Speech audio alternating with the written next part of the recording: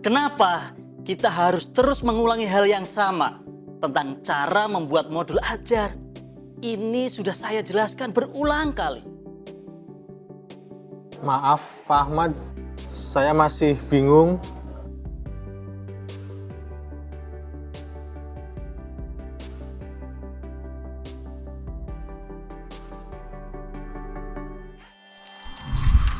Pernahkah Bapak Ibu mentor merasa sudah melakukan banyak hal kepada menti, namun menti masih belum menunjukkan kemajuan?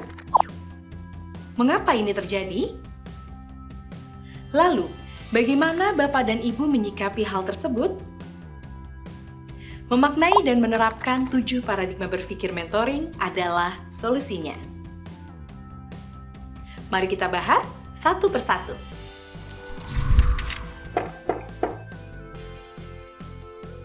Permisi Bu Eni. Ya silakan masuk Pak Ahmad.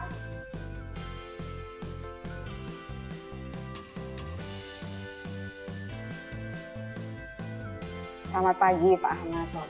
Sepertinya ada yang mengganjal di hati Pak Ahmad. Iya Bu Eni, saya merasa frustasi dan kehilangan semangat dengan beberapa rekan sejawat. Saya merasa sulit untuk membuat mereka mengerti dan menerima umpan balik saya. Mereka terus membuat kesalahan yang sama.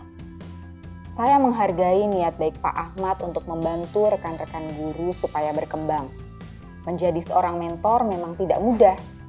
Pak Ahmad perlu memahami dan menerapkan 7 paradigma berpikir seorang mentor. Pertama, komitmen pada pengembangan menti. Seorang mentor harus memiliki tekad kuat membantu menti mencapai potensi terbaiknya. Ini berarti kita harus siap meluangkan waktu, membagi energi, dan sumber daya. Wah, betul Bu. Saya merasa perlu meningkatkan komitmen nih. Iya Pak, dicoba ya. Kemudian yang kedua adalah fokus pada kualitas daripada kuantitas.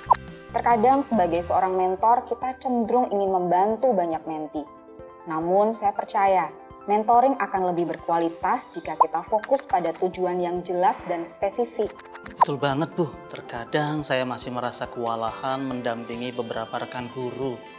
Nah, karena itu fokuslah pada sedikit menti dulu sesuai kemampuan Bapak, agar kualitas mentoring tetap terjaga. Selanjutnya, membangun hubungan dan kepercayaan. Bagaimana ya Bu cara melakukannya? Pertama-tama, penting untuk mendengarkan dengan penuh perhatian dan empati. Bangunlah kepercayaan dengan konsistensi dan integritas. Pastikan kita selalu memenuhi janji dan komitmen kepada mereka. Dan tunjukkan bahwa kita peduli dengan kesuksesan dan kesejahteraan mereka. Dengan hubungan dan kepercayaan yang baik, menti akan merasa nyaman untuk menerima bimbingan dan umpan balik dari mentor. Baik Bu, saya mengerti. Yang keempat adalah membantu tanpa syarat. Seorang mentor perlu selalu siap membantu dan memberikan dukungan kepada menti. Jadi ini tentang memberikan bantuan dengan tulus dan tanpa pamrih. Betul sekali. Memberikan bantuan tanpa syarat berarti kita menempatkan kepentingan dan kebutuhan menti di atas kepentingan sendiri. Pak Ahmad, agar menti tumbuh dan berkembang secara mandiri, seorang mentor harus memiliki paradigma berpikir kelima, yaitu memberi ruang kepada menti untuk terlibat. Ini berarti memberikan kesempatan kepada menti untuk mengambil inisiatif, bertanggung jawab atas pembelajaran mereka sendiri, dan mengatasi tantangan dengan caranya sendiri. Jadi kita tidak boleh mendikte setiap langkah yang mereka ambil. Mentoring bukanlah proses yang pasif, melainkan melibatkan partisipasi aktif dari kedua belah pihak. Berilah ruang kepada mereka untuk mencoba dan belajar dari pengalaman mereka sendiri. Ini adalah kunci untuk penumbuhan dan pengembangan yang mandiri. Jadi sebagai mentor, kita tidak mendikte setiap langkah, namun memberi umpan balik yang dibutuhkan. Keenam, menyediakan sumber daya yang diperlukan bagi menti untuk mencapai tujuan mereka. Bagaimana kita bisa melakukan itu? Ada berbagai cara untuk menyediakan sumber daya yang diperlukan Pak Ahmad. Yang penting, kita harus siap untuk mendengarkan dan merespons kebutuhan menti dengan memberikan bantuan yang sesuai. Oleh karena itu, mentor harus terus belajar dan berkembang sebagai bagian dari proses mentoring. Bagaimana dengan paradigma berpikir mentor yang ketujuh, Bu? Sabar dan telaten. Seorang mentor perlu memiliki kesabaran untuk mendengarkan, memahami, serta telaten memberikan contoh dan umpan balik berulang kali. Terutama ketika menti menghadapi kesulitan atau tantangan untuk memberikan dukungan dan bimbingan secara konsisten. Jadi, apa insight yang Pak Ahmad dapatkan? Saya jadi terinspirasi nih, Bu. Saya juga merasa siap untuk menerapkan semua yang sudah dipelajari tentang paradigma berpikir mentor.